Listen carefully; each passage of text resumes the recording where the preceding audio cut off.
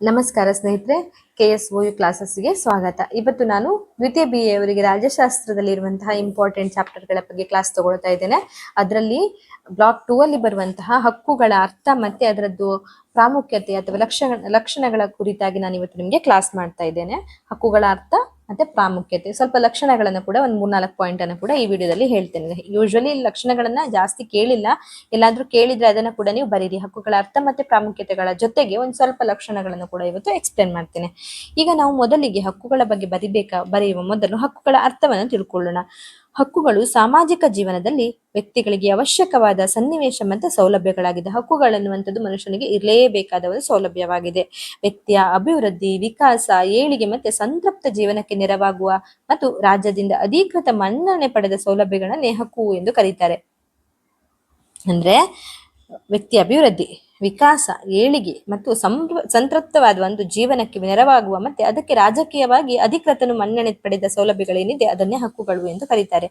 Professor Herald J Laski ಅವರು grammar of politics ಎಂಬ ಗ್ರಂಥದಲ್ಲಿ ಹಕ್ಕುಗಳನ್ನು ಈ ರೀತಿ ವ್ಯಾಖ್ಯಾನಿಸುತ್ತಾರೆ. ಅಂದ್ರೆ ತನ್ನ ವ್ಯಕ್ತಿತ್ವದ ಪರಿಪೂರ್ಣತೆಯನ್ನು ಹೊಂದಲು ಸಹಾಯಕವಾಗುವ ಸಾಮಾಜಿಕ ಜೀವನದ ಸನ್ನಿವೇಶಗಳೇ ಹಕ್ಕುಗಳು ಎಂದು ಹಕ್ಕುಗಳ ಬಗ್ಗೆ ಒಂದು ಹೇಳಿದ್ದಾರೆ, ವ್ಯಾಖ್ಯೆಗಳನ್ನ ಕೊಟ್ಟಿದ್ದಾರೆ. ಇನ್ನು ಇಲ್ಲಿ ತುಂಬಾ ವ್ಯಾಖ್ಯೆಗಳು ಇದಾವೆ. ಇದರಲ್ಲಿ ಒಂದು 3-4 ವ್ಯಾಖ್ಯೆಗಳನ್ನ ನೀವು ನೆನ್ಪಿಟ್ಕೊಂಡು ಅದನ್ನ ಡೀಟೇಲ್ ಆಗಿ ಎಕ್ಸ್ಪ್ಲೇನ್ ಮಾಡ್ತಾ ಹೋಗಿ. ಇನ್ನೊಂದು ವ್ಯಾಖ್ಯೆ ಹೇಳುದಾದ್ರೆ, ಹಕ್ಕುಗಳಿಗೆ ಬಗ್ಗೆ ಹೇಳುದಾದ್ರೆ, ಹಾಬ್ಸ್ ಮತ್ತೆ ಬೆಂಥಮ್ ರವರ ಪ್ರಕಾರ ಹಕ್ಕುಗಳೆಂದರೆ ರಾಜ್ಯದಿಂದ ನೀಡಲ್ಪಟ್ಟಿರುವ ಮತ್ತು ಮಾನ್ಯ ಮಾಡಲ್ಪಟ್ಟಂತಹ ರಕ್ಷಿಸಲ್ಪಟ್ಟ ಕೇಳಿಕೆಗಳೆಂದೇ ಅದೇ ಹಕ್ಕುಗಳು ಎಂದು ಹೇಳ್ತಾರೆ. ಇನ್ನು ಬೋಸಾಂಕಿಯವರ ಪ್ರಕಾರ ಹಕ್ಕು ಸಮಾಜದಿಂದ ಮಾನ್ಯ ಮಾಡಲ್ಪಡುವ ಮತ್ತು ರಾಜ್ಯದಿಂದ ಜಾರಿಗೆ ತರಲ್ಪಡುವ ಒಂದು ಕೇಳಿಕೆ ಅಂತ ಹೇಳಿದ್ದಾರೆ. ಇದಿಷ್ಟು 3 ಪಾಯಿಂಟ್ ಅನ್ನು ನೀವು ಹಕ್ಕುಗಳಿಗೆ ಬರೀಬಹುದಾಗಿದೆ. ಇನ್ನು ಅರಿಸ್ಟಾಟಲ್ ರವರು ಹಕ್ಕುಗಳನ್ನು 2 ದೃಷ್ಟಿಕೋನದಿಂದ ಪರಿಶೀಲಿಸಿದ್ದಾರೆ. ಅವುಗಳು ವ್ಯಕ್ತಿಯು ತನ್ನ ಸ್ವಂತ ಸಾಮರ್ಥ್ಯಗಳ ಅಭಿವೃದ್ಧಿಗೆ ಸಹಾಯವಾಗಬೇಕು. ಹಕ್ಕುಗಳಿಂದ ವ್ಯಕ್ತಿಯ ತನ್ನ ಸ್ವಂತ ಸಾಮರ್ಥ್ಯಗಳ ಅಭಿವೃದ್ಧಿ ಮಾಡ್ಕೊಳ್ಳಿಕ್ಕೆ ಅದರಿಂದ ಸಹಾಯ ಆಗಬೇಕು. ಮತ್ತೆ ಇತರ ಜನರ ಕಾರ್ಯ ಸಾಮರ್ಥ್ಯಗಳನ್ನು ಅಭಿವೃದ್ಧಿಗೊಳಿಸಲು ಅಗತ್ಯವಾದ ಸನ್ನಿವೇಶಗಳನ್ನು ಸೃಷ್ಟಿಸಬೇಕೆಂದು ಕೂಡ ಅಭಿಪ್ರಾಯಪಟ್ಟಿದ್ದಾರೆ. ಇದನ್ನ ಅರಿಸ್ಟಾಟಲ್ ಅವರು 2 ದೃಷ್ಟಿಕೋನಗಳಿಂದ ಹೇಳಿದ್ದಾರೆ. ಸಂಕ್ಷಿಪ್ತವಾಗಿ ಹೇಳುವುದಾದ್ರೆ, ವ್ಯಕ್ತಿಯ ವ್ಯಕ್ತಿತ್ವದ ಮತ್ತೆ ವಿಕಾಸಕ್ಕೆ ಮತ್ತೆ ಬೆಳವಣಿಗೆಗೆ ಮುಕ್ತ ಅವಕಾಶ ಕಲ್ಪಿಸಿಕೊಡುವಂತಹ ಸೌಲಭ್ಯಗಳೇ ಹಕ್ಕುಗಳಾಗಿದೆ ಎಂದು ಹೇಳಲಾಗಿದೆ. ಇದಿಷ್ಟನ್ನ ನೀವು ಹಕ್ಕುಗಳ ಅರ್ಥದಲ್ಲಿ ಬರಿಬೇಕಾಗ್ತದೆ. ಇನ್ನು ಹಕ್ಕುಗಳ ಸ್ವರೂಪ ಅಥವಾ ಅದರ ಲಕ್ಷಣಗಳನ್ನ ನೀವು ಹೇಳುವುದಾದ್ರೆ ಇದನ್ನು ಸ್ವಲ್ಪ ಕಲ್ತ್ಕೊಳ್ಳಿ. ಕೆಲವೊಮ್ಮೆ ಇದನ್ನು ಕೂಡ ಕೇಳ್ತಾರೆ. ಹಾಗಾಗಿ ಹಕ್ಕುಗಳ ಸ್ವರೂಪ ಮತ್ತೆ ಲಕ್ಷಣಗಳನ್ನು ಸ್ವಲ್ಪ ಡೀಟೇಲ್ ಆಗಿ ಹೇಳುವುದಾದ್ರೆ, 1ನೇದು, ಹಕ್ಕುಗಳು ಸಮಾಜದಲ್ಲಿ ಅಸ್ತಿತ್ವದಲ್ಲಿರುತ್ತವೆ, ಸಮಾಜದ ಹೊರಗೆ ಲಭ್ಯವಿರುವುದಿಲ್ಲ. ಅಂದ್ರೆ ಸಮಾಜದ ಹೊರತಾಗಿ ಹಕ್ಕುಗಳು ಇರುವುದಿಲ್ಲ, ಸಮಾಜದ ಒಳಗಡೆನೆ ಹಕ್ಕುಗಳಿರ್ಬೇಕು ಅನ್ನೋದನ್ನ ಹೇಳ್ತಾರೆ. 2ನೇದು, ಹಕ್ಕುಗಳು ಮತ್ತು ಕರ್ತವ್ಯಗಳು ಜೊತೆಯಾಗಿ ಹೋಗುತ್ತವೆ. ಒಬ್ಬನ ಹಕ್ಕು ಉಳಿದವರ ಕರ್ತವ್ಯವಾಗಿರುತ್ತದೆ. ಹಕ್ಕುಗಳು ಮತ್ತೆ ಕರ್ತವ್ಯಗಳನ್ನು ಸಂಬಂಧ ಹೊಂದಿದೆ. ಅವೆರಡು ಕೂಡ ಜೊತೆಯಾಗಿ ಇರುವಂತದ್ದು, ಹಕ್ಕು ಮತ್ತೆ ಕರ್ತವ್ಯಗಳು. 3, ಹಕ್ಕುಗಳು ಸಾರ್ವತ್ರಿಕ ಕಲ್ಯಾಣದ ಗುರಿಯನ್ನು ಹೊಂದಿರುತ್ತದೆ. ಅಂದ್ರೆ ಎಲ್ಲರಿಗೋಸ್ಕರ, ಓವರ್ ಆಲ್ ಎಲ್ಲರಿಂದ ಒಳ್ಳೇದಾಗಬೇಕು, ಸಾರ್ವತ್ರಿಕವಾಗಿ ಒಂದು ಒಳ್ಳೆಯದನ್ನು ಅಭಿವೃದ್ಧಿ ಹೊಂದುವಂತ ಒಂದು ಗುರಿಯನ್ನು ಹೊಂದಿರುತ್ತವೆ ಹಕ್ಕುಗಳು. 4ನೇದು, ಹಕ್ಕುಗಳು ಸಮಾಜ ಮತ್ತು ರಾಜ್ಯದಿಂದ ಮನ್ನಣೆ ಪಡೆದಿದ್ದು ರಾಜ್ಯದ ಕಾನೂನುಗಳ ಒತ್ತಾಸೆ ಅಥವಾ ಬೆಂಬಲವನ್ನ ಹೊಂದಿರುತ್ತದೆ. ಅಂದ್ರೆ ರಾಜ್ಯದಿಂದ ಮನ್ನಣೆ ಪಡೆದಿದ್ದು ಮತ್ತೆ ಕಾನೂನುಗಳಿಂದ ಅದರ ಬೆಂಬಲವನ್ನು ಕೂಡ ಹಕ್ಕುಗಳು ಪಡೆದಿರ್ತವೆ. ಹಕ್ಕುಗಳಿಗೆ ರಾಜ್ಯದ ಕಾನೂನಿನ ಬೆಂಬಲವಿದ್ದರೆ ಅವುಗಳು, ಬೆಂಬಲ ಇಲ್ಲದಿದ್ರೆ ಅದು ಅರ್ಥಹೀನ ಆಗ್ತದೆ. ಅಂದ್ರೆ ಯಾವುದೇ ಹಕ್ಕುಗೆ ಕಾನೂನಲ್ಲಿ ಬೆಂಬಲ ಕೊಟ್ಟಿಲ್ಲ ಅಂದ್ರೆ ಅರ್ಥಹೀನ ಆಗುತ್ತೆ. ಕಾನೂನಿಲ್ಲ ಪ್ರಕಾರ ಅದಿಲ್ಲದಿದ್ರೆ ಆ ಹಕ್ಕನ್ನು ಕೇಳುವವರು ಇಲ್ಲ, ಅದಕ್ಕೊಂದು ಅರ್ಥವೇ ಇಲ್ಲದ ಹಾಗೆ ಆಗ್ತದೆ. ಇನ್ನು 5ನೇದು, ಹಕ್ಕುಗಳು ನಿಷ್ಫಲವಲ್ಲ, ಅವು ವಿಕಾಸ ಹೊಂದುತ್ತವೆ ಎನ್ನುವುದನ್ನು ನಾವು ನೆನ್ಪಿಟ್ಕೋಬೇಕಂದ್ರೆ ಕಾಲಕಾಲಕ್ಕೆ ಬದಲಾದಂತೆ ಅದು ಚೇಂಜ್ ಆಗ್ತದೆ, ಅಥವಾ ಸಮಾಜ ಮತ್ತು ಮಾನವರ ಅವಶ್ಯಕತೆಗಳಿಗೆ ತಕ್ಕಂತೆ ಹಕ್ಕುಗಳು ಬದಲಾವಣೆ ಆಗ್ತದೆ ಎಂಬುದನ್ನು ಅರ್ಥ ಮಾಡ್ಕೋಬೇಕು. ಇನ್ನು ಹಕ್ಕುಗಳು ಪೌರರ ವ್ಯಕ್ತಿತ್ವದ ಸರ್ವಾಂಗೀಣ ಅಭಿವೃದ್ಧಿಗೆ ಅವಶ್ಯಕವಾಗಿದೆ. ಅಂದ್ರೆ ವ್ಯಕ್ತಿಯ ಸರ್ವಾಂಗೀಣ ಅಭಿವೃದ್ಧಿಗೆ ಹಕ್ಕು ಅವಶ್ಯಕವಾಗಿರ್ತದೆ ಎನ್ನುವುದನ್ನು ನಾವಿಲ್ಲಿ ನೋಡ್ಬೋದು. ಇದಿಷ್ಟು ಹಕ್ಕುಗಳ ಸ್ವರೂಪ ಅಥವಾ ಹಕ್ಕುಗಳ ಲಕ್ಷಣಗಳಾಗಿರುತ್ತೆ. ಇನ್ನು ಹಕ್ಕುಗಳ ಪ್ರಾಮುಖ್ಯತೆಯನ್ನು ನಾವು ನೋಡುವುದಾದ್ರೆ, ಹಕ್ಕುಗಳು ಈಗ ಪ್ರಾಮುಖ್ಯತೆ ಬಗ್ಗೆ ಎಕ್ಸ್ಪ್ಲೇನ್ ಮಾಡ್ತೇನೆ. ಹಕ್ಕುಗಳು ವ್ಯಕ್ತಿಯ ವ್ಯಕ್ತಿತ್ವದ ಬೆಳವಣಿಗೆಗೆ ಸಹಕಾರಿಯುತ ಸೌಲಭ್ಯಗಳಾಗಿವೆ. ಹಕ್ಕುಗಳ ಪ್ರಾಮುಖ್ಯತೆಯಲ್ಲಿ ಇದು ತುಂಬಾ ಇಂಪಾರ್ಟೆಂಟ್ ಆಗಿರುತ್ತೆ. ಅಂದ್ರೆ ವ್ಯಕ್ತಿಯ ಬೆಳವಣಿಗೆಗೆ ಸಹಕಾರಿಯಾಗುವ ಸೌಲಭ್ಯಗಳಾಗಿದೆ. ಈ ಸೌಲಭ್ಯಗಳಿಂದಾಗಿ ಪ್ರತಿ ವ್ಯಕ್ತಿಯು ಸಮಾಜಕ್ಕೆ ತನ್ನ ವೈಯಕ್ತಿಕ ಕೊಡುಗೆ ನೀಡಲು ಮತ್ತು ತನ್ನನ್ನು ಸಾಮಾಜಿಕ, ಸಾಂಸ್ಕೃತಿಕ ಮತ್ತೆ ರಾಜಕೀಯ, ಆರ್ಥಿಕ ಚಟುವಟಿಕೆಗಳಲ್ಲಿ ತೊಡಗಿಸಿಕೊಳ್ಳಲು ಸಾಧ್ಯವಾಗುತ್ತದೆ.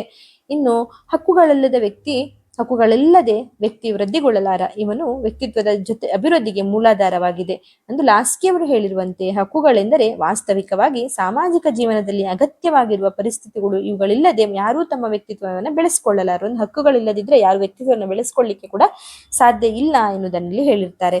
ಈ ಕಾರಣದಿಂದ ಪ್ರತಿಯೊಂದು ರಾಜ್ಯವು ತನ್ನ ಪ್ರಜೆಗಳಿಗೆ ಅದರ ಅಭಿವೃದ್ಧಿಗೆ ಅಗತ್ಯವಿರುವ ಹಕ್ಕುಗಳನ್ನು ಒದಗಿಸಿ ಕೊಟ್ಟಿದೆ ಮತ್ತೆ ಕೊಡ್ಲೇಬೇಕಾಗತ್ತೆ. ಒಂದು ರಾಜ್ಯದ ಉಪಯುಕ್ತತೆಯನ್ನು ಅದು ತನ್ನ ಪ್ರಜೆಗಳಿಗೆ ಕೊಟ್ಟಿರುವ ಹಕ್ಕುಗಳ ಮೂಲಕ ತಿಳ್ಕೊಳ್ಬಹುದಾಗಿದೆ. ರಾಜ್ಯ ಎಷ್ಟು ಉಪಯುಕ್ತವಾಗಿದೆ ಎಂದು ತಿಳ್ಕೊಳ್ಬೇಕಾದ್ರೆ ರಾಜ್ಯರು ಜನಸಂಖ್ಯೆಗೆ ಅಥವಾ ಜನತೆಗೆ ಎಷ್ಟು ಹಕ್ಕುಗಳನ್ನು ನೀಡಿದ್ದಾರೆ ಎನ್ನುವುದರ ಮುಖಾಂತರ ನಾವು ತಿಳ್ಕೊಳ್ಬಹುದಾಗಿದೆ ಅಂತೆ.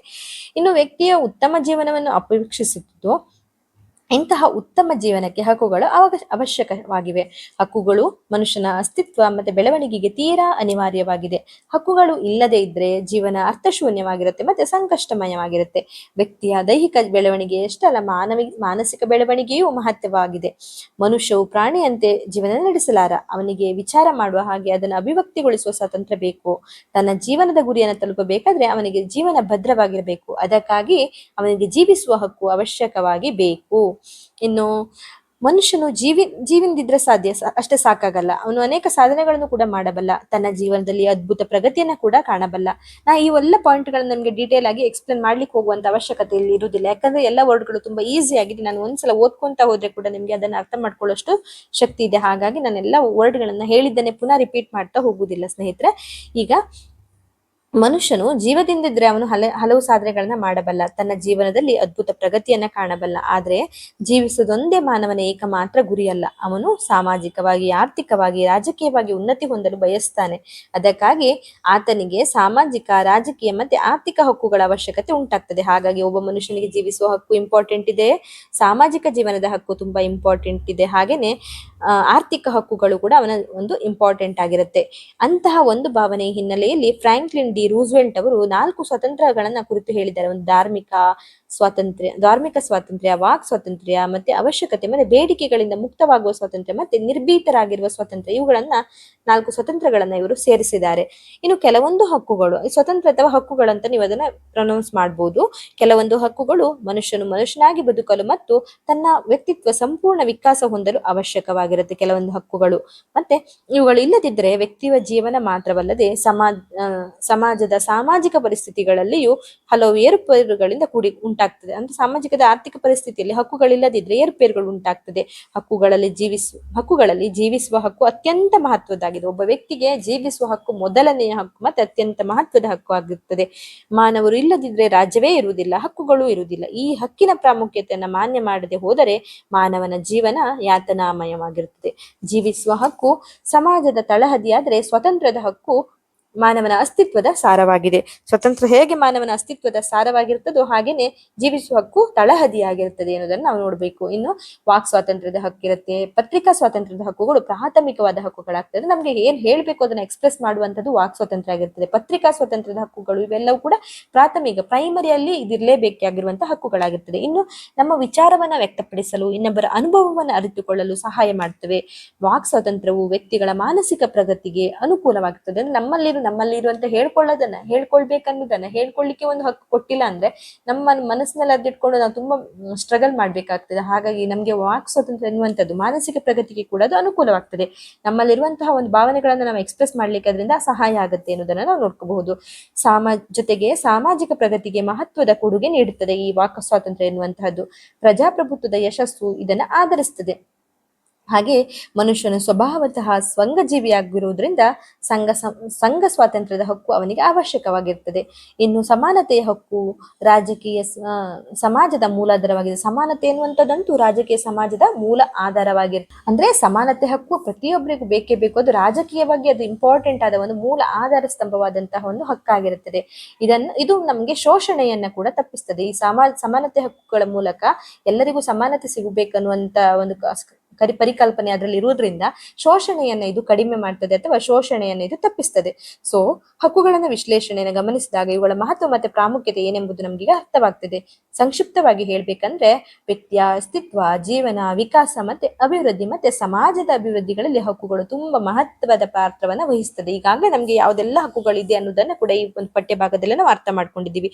ಮೊದಲಿಗೆ ಒಬ್ಬ ವ್ಯಕ್ತಿಗೆ ಜೀವಿಸುವ ಹಕ್ಕಿರ್ಬೇಕು, ಆರ್ಥಿಕ ಹಕ್ಕಿರ್ಬೇಕು, ರಾಜಕೀಯದ ಒಂದು ಹಕ್ಕಿರ್ಬೇಕು, ಅಥವಾ ಅವಶ್ಯಕತೆ ಸ್ವತಂತ್ರದ ಒಂದು ಹಕ್ಕಿರ್ಬೇಕು, ಅವಶ್ಯಕತೆ ಮತ್ತೆ ಬೇಡಿಕೆಗಳಿಂದ ಮುಕ್ತವಾಗುವ ಹಕ್ಕಿರ್ಬೇಕು, ಸ್ವತಂತ್ರವಾದ ಹಕ್ಕಿರ್ಬೇಕು, ನಿರ್ಭೀತರಾಗಿ ಸ್ವತಂತ್ರವಾಗಿ ಬದುಕುವಂತಹ ಹಕ್ಕಿರ್ಬೇಕು.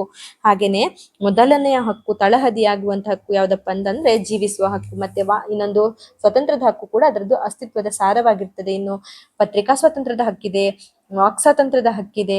ವಾಕ್ ಸ್ವಾತಂತ್ರ್ಯದ ಹಕ್ಕಿಂದ ಯಾವುದೆಲ್ಲ ಉಪಯೋಗ ಇದೆ, ನಮಗೆ ಮಾನಸಿಕವಾಗಿ ಅಭಿವೃದ್ಧಿ ಹೊಂದಲಿಕ್ಕೆ ಸಾಧ್ಯವಾಗ್ತದೆ, ಅಥವಾ ವಿಚಾರವನ್ನು ವ್ಯಕ್ತಪಡಿಸಲು ಅಥವಾ ಇನ್ನೊಬ್ಬರ ಅನುಭವಗಳನ್ನು ನಾವು ಅರ್ಥ ಮಾಡ್ಕೊಳ್ಳಿಕ್ಕೆ ಸಹಾಯ ಆಗ್ತದೆ. ಮತ್ತೆ ಸಾಮಾಜಿಕ ಪ್ರಗತಿಗೆ ಕೂಡ ವಾಕ್ ಸ್ವಾತಂತ್ರ್ಯ ಮಹತ್ವದ ಕೊಡುಗೆಯನ್ನು ನೀಡ್ತದೆ, ಅಥವಾ ಅದರ ಮೂಲಕ ಪ್ರಜಾಪ್ರಭುತ್ವದ ಯಶಸ್ಸು ಕೂಡ ಆಗತ್ತೆ ಅಂತ ಹೇಳ್ಬಹುದು.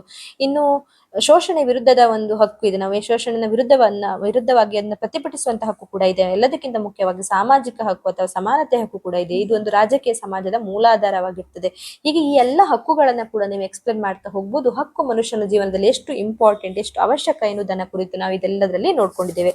ಸೊ ಈ ಪಠ್ಯ ಭಾಗದಲ್ಲಿ ಮೊದಲಿಗೆ ನಾವು ಏನ್ ಮಾಡಿದ್ದೇವೆ ಅಂತ ಹೇಳಿದ್ರೆ ಹಕ್ಕುಗಳ ಅರ್ಥವನ್ನ ಹೇಳಿದ್ದೇವೆ. ಮೊದಲಿಗೆ ನೀವು ಸ್ವಲ್ಪ ಹಕ್ಕುಗಳ ಬಗ್ಗೆ ಎಕ್ಸ್ಪ್ಲೇನ್ ಮಾಡಿ ಅಥವಾ ಹಕ್ಕುಗಳ ಅರ್ಥವನ್ನ ಇಲ್ಲಿ ಹೇಳ್ಬೋದು. ಅಂದ್ರೆ ಹಕ್ಕುಗಳು ಸಾಮಾಜಿಕ ಜೀವನದಲ್ಲಿ ವ್ಯಕ್ತಿಗಳಿಗೆ ಅವಶ್ಯಕವಾದ ಸನ್ನಿವೇಶ ಮತ್ತೆ ಸೌಲಭ್ಯಗಳಾಗಿರ್ತವೆ. ವ್ಯಕ್ತಿಯ ಅಭಿವೃದ್ಧಿ, ವಿಕಾಸ, ಏಳಿಗೆ ಮತ್ತೆ ಸಂತೃಪ್ತ ಜೀವನಕ್ಕೆ ಕೂಡ ಹಕ್ಕುಗಳು ತುಂಬಾ ಇಂಪಾರ್ಟೆಂಟ್ ಆಗಿರುತ್ತೆ ಅಂತ ಬರೆದು ಹಕ್ಕುಗಳ ಬಗ್ಗೆ ಒಂದು ವ್ಯಾಖ್ಯಾನಗಳನ್ನ ಬರಿಬೇಕು. ಈಗಾಗಲೇ ವ್ಯಾಖ್ಯಾನಗಳನ್ನ ಹೇಳಿದ್ದೀನಿ.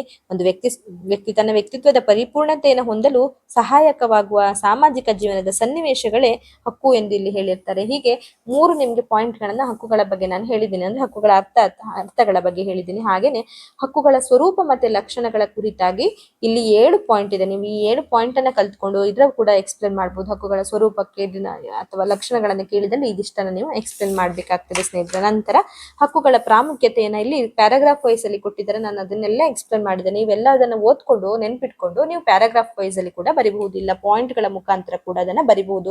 ನಂತರ ಇನ್ನೂ ಸ್ವಲ್ಪ ಅದ್ರ ಬಗ್ಗೆ ಎಕ್ಸ್ಪ್ಲನೇಷನ್ ಕಮ್ಮಿ ಆಗಿದೆ ಅಂತಂದ್ರೆ ಎಲ್ಲ ಹಕ್ಕುಗಳನ್ನ ಫಸ್ಟ್ ಬರೀರಿ. ಸ್ವತಂತ್ರದ ಹಕ್ಕು, ಸಮಾನತೆ ಹಕ್ಕು, ವಾಕ್ ಸ್ವಾತಂತ್ರ್ಯದ ಹಕ್ಕು, ಜೀವಿಸುವ ಹಕ್ಕು, ಶೋಷಣೆ ವಿರುದ್ಧದ ಹಕ್ಕು, ರಾಜಕೀಯ ಹಕ್ಕು, ಆರ್ಥಿಕ ಹಕ್ಕು, ಪತ್ರಿಕಾ ಸ್ವಾತಂತ್ರ್ಯದ ಹಕ್ಕು, ಹೀಗೆ ನಿಮ್ಗೆ ಏನೆಲ್ಲ ಗೊತ್ತು ಹಕ್ಕುಗಳು, ಒಬ್ಬ ಮನುಷ್ಯನಿಗೆ ಏನೆಲ್ಲ ಹಕ್ಕುಗಳಿದೆ ಅದನ್ನೆಲ್ಲವನ್ನು ಒಂದ್ಸಲ ಬರೆದು ಆಮೇಲೆ ಆ ಹಕ್ಕುಗಳ ಕುರಿತಾಗಿ ಪ್ರತಿಯೊಂದು ಹಕ್ಕುಗಳ ಕುರಿತಾಗಿ ಡಿಟೇಲ್ ಆಗಿ ಎಕ್ಸ್ಪ್ಲೇನ್ ಅನ್ನ ಮಾಡ್ತಾ ಹೋಗ್ಬೋದು. ಹಾಗಾಗಿ ಇದೊಂದು ಕೂಡ ಒಂದು ತುಂಬಾ ಇಂಪಾರ್ಟೆಂಟ್ ಆದ ಚಾಪ್ಟರ್ ಆಗಿರೋದ್ರಿಂದ ಪೊಲಿಟಿಕಲ್ ಸೈನ್ಸ್ ಅಲ್ಲಿ ಫಸ್ಟ್ ಇಯರ್ ಅವರಿಗೆ ಈ ಹಕ್ಕುಗಳ ಅರ್ಥ ಮತ್ತೆ ಪ್ರಾಮುಖ್ಯತೆ ಬಂದಾಗ ಸ್ವಲ್ಪ ನೀವು ಹಕ್ಕುಗಳ ಕುರಿತಾಗಿ ಪೀಠಿಕೆ ಬರೀರಿ, ಆಮೇಲೆ ಅದರ ಅರ್ಥವನ್ನ ಬರೀರಿ, ಆಮೇಲೆ ಹಕ್ಕುಗಳ ಸ್ವರೂಪ ಮತ್ತೆ ಲಕ್ಷಣಗಳನ್ನ ಬರೀರಿ. ಹಾಗೇನೆ ನಂತರ ಹಕ್ಕುಗಳ ಪ್ರಾಮುಖ್ಯತೆ, ಹಾಗೆ ಹಕ್ಕುಗಳನ್ನ ವಿವರಣೆ ಕೊಡಿ. ಅಂದ್ರೆ ಹಕ್ಕುಗಳ ಬಗ್ಗೆ ಒಂದೊಂದೇ ಹಕ್ಕುಗಳನ್ನ ಬರೆದು ಆ ಒಂದು ಹಕ್ಕುಗಳ ಬಗ್ಗೆ ಕೂಡ ಎಕ್ಸ್ಪ್ಲೇನ್ ಮಾಡ್ತಾ ಹೋಗಿ. ಇದಿಷ್ಟನ್ನ ಬರೆದು ನಿಮ್ಗೆ ಎಕ್ಸಾಮ್ ಅಲ್ಲಿ ಒಳ್ಳೆ ಮಾರ್ಕ್ಸ್ ತೆಗಿಲಿಕ್ಕೆ ಸಾಧ್ಯ ಆಗ್ತದೆ. ಖಾಲಿ ಪುಸ್ತಕದಲ್ಲಿರುವಷ್ಟು ವಿಷಯವಷ್ಟೇ ಅಲ್ಲ, ಪುಸ್ತಕದ ಹೊರತಾಗಿ ನಿಮ್ಗೆ ಹೊರಗಡೆ ಎಲ್ಲಾದ್ರೂ ಹಕ್ಕುಗಳ ಕುರಿತಾಗಿ ಏನಾದ್ರೂ ವಿಷಯಗಳು ಗೊತ್ತಿದ್ರೆ ಬೇರೆ ವಿದೌಟ್ ಸಿಲೆಬಸ್ ಅಥವಾ ವಿದೌಟ್ ವಿಷಯಗಳ ಬಗ್ಗೆ ನೀವು ಬರಿಬಾರ್ದು. ವಿಷಯಗಳಿಗೆ ಆ ಪರ್ಟಿಕ್ಯುಲರ್ ವಿಷಯಕ್ಕೆ ಗೊತ್ತಿದ್ದಂತೆ ಏನಾದ್ರೂ ಮಾಹಿತಿಗಳಿದ್ದಲ್ಲಿ ಅದನ್ನ ಕೂಡ ನೀವು ಎಕ್ಸಾಮಿಗೆ ಬರಿಬಹುದು. ಖಾಲಿ ಪುಸ್ತಕದಲ್ಲಿರುವಂತಹ ವಿಷಯವಷ್ಟೇ ಎಕ್ಸಾಮ್ ಅಲ್ಲಿ ಬರೆದು ಪಾಸ್ ಆಗ್ಬೇಕನ್ನುವಂತ ಯಾವುದೇ ಷರತ್ತು ಇಲ್ಲ. ಹಾಗಾಗಿ ಈ ವಿಡಿಯೋ ನಿಮ್ಗೆ ಸಹಾಯಕವಾಗಬಹುದು ಎಕ್ಸಾಮ್ಗೆ ಎನ್ನುವಂತ ನಿಷ್ಠೆನಲ್ಲಿ ಈ ವಿಡಿಯೋವನ್ನ ಮಾಡಿರ್ತೇನೆ.